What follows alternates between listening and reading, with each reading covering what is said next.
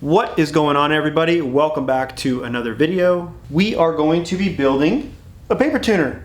This is probably one of the most important things I think every archer should have in their garage, other than a bow press, but not everybody have a bow press. This thing will tell you so much about what your bow is doing in relation to the arrows in your form that it is a vital tool to have. You don't have to go all the way down to the pro shop every single time. A lot of the things you could do just by shooting through paper in your garage and making minor adjustments. If something's really whacked out, then I recommend going to a pro shop. So follow along, because I'm going to run through real quick all the different pieces you're going to need, how fast it goes together, how it goes together, how I use it for my particular setup, and how you can use it for yours, and why you should have one. Be sure to like this video, subscribe if you haven't already, hit that notification bell, and let's get started. All right, let's go over what you're going to need. I already have everything pre-cut. All of my vertical pieces and the pieces for my window frame that's going to be holding the paper, I have cut 18.5. Okay, so we're using 3/4 schedule 40 PVC. You're going to need one tube or one piece of 1/2 inch, also cut at 18.5. I'll explain why you need that later. We have part of our base frame. We have 4 pieces cut at 8 inches. And then we got some middle pieces here cut at 3, 2 of those. Our legs, I don't know how long these are cut at, but you're gonna need 2 of them at 38. Now, mind you, this just happens to work with the setup that I have, so the legs you have might be different. The fittings, we got 2 3/4 by 3/4 by 1/2 tees. Again, that coincides with the 1/2 inch tube or 1/2 inch PVC. 4 3/4 tees, and we have 6 3/4 90s. Obviously, you're going to need some sort of a cutting utensil. Saw. I like to use PVC cutters. Make life so much easier. Sharpie and a tape measure, a hammer to give it a little bit of love, and obviously your butcher paper. I'm using the Reynolds Kitchen butcher paper, the pink stuff. This stuff works really good. I've tried wax paper and parchment paper in the past, and it just doesn't show very good tears. It's kind of inconsistent. So one of the things you have to take into consideration is the width of your paper. I have here 18 1/8, which is why I cut my pieces at 18.5. There's 2 factors that go into the size of your paper tuner. One is going to be whatever worktop or bench top you're going to be using with your targets. Try to be as parallel to the floor with your bow hand, and then also the height of your target. That's going to dictate how tall your window frame is for your paper, and then the width of your frame is always determined by your paper that you're going to be using. So let's get building. We're going to start with the base, and then we're going to work our way up with the legs. I'll show you why we have the 1/2 inch fittings, and then we'll make the frame. What I'm going to be using for clamps, I just had these cheapy, I think they're like $2 or $3 spring clamps from Home Depot. This whole setup here costs you, or it's going to run you about 50 bucks. So it's actually a pretty small investment for the longevity you're going to get out of it. A roll of paper will probably last you, I mean, if you're doing it at your house, probably last you a lifetime if you're doing it right. So we're not going to need any of this stuff since everything's already cut. What we are going to do is we are going to start building. So build one side of the legs here so you guys see.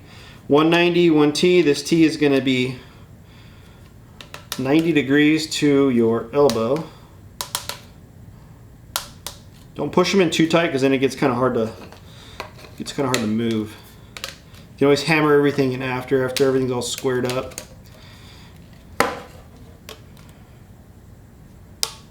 That's one leg right there. All right, so then get 2 of your 18.5s. We're going to put that together.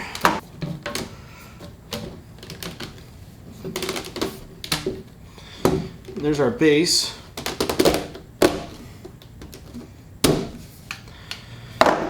Then you can go ahead and throw your legs on there. We'll set that aside for now. Okay, now we'll make our window frame. So again, you're going to take the same 18.5.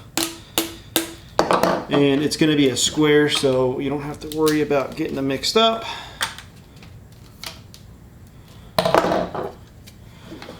Like that.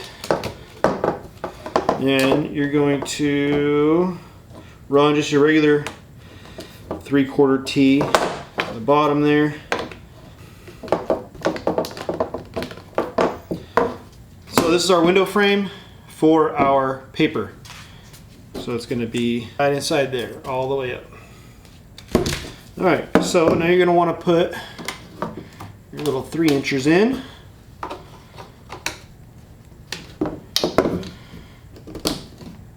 Get those on. Now, your 3/4 by 3/4 by half. The reason why we cut them at the dimension that we did was because we want this piece of butcher paper to actually go inside just like that. So what that's going to do is that's going to allow us to use our clamps to come in from the outside and clamp right here on the 3/4 elbows. So let's get our tube. And if you use just regular 3/4 T's, it is too big to go inside this particular piece. There we go.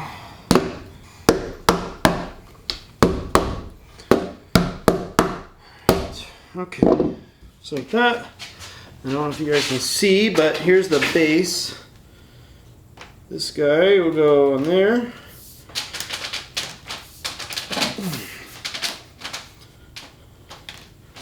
Now I'll turn this so you can see. Get our clamps. I don't know how long that took, but I think it was like maybe 5 minutes.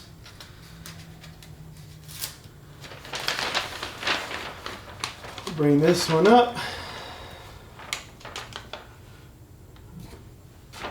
These ones you can clamp from the top, it doesn't matter.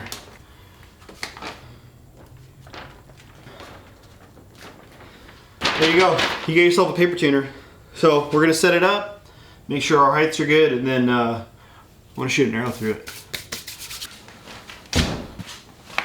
There's 2. Let's just double check the height here.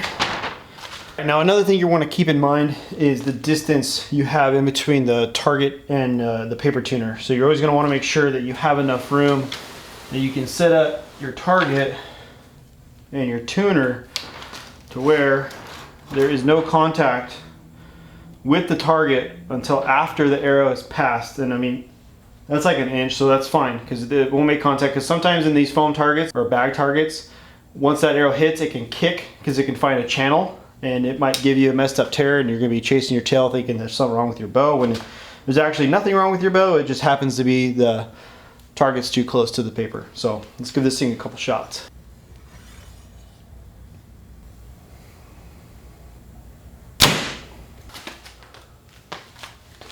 Looks like we got a bad tear. We now have something to work off of. All right, I'm going to work on tuning my bow now because obviously I have an issue.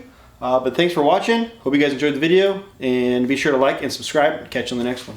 I just shot that arrow again, and I got a bullet hole. Must have just been the way I was shooting or releasing. So I might just be a hair knock right. I mean, like fractionally, which will be just a little bump of the rest. I don't think it's enough to warrant shimming the cam. So I'm not going to deal with it today.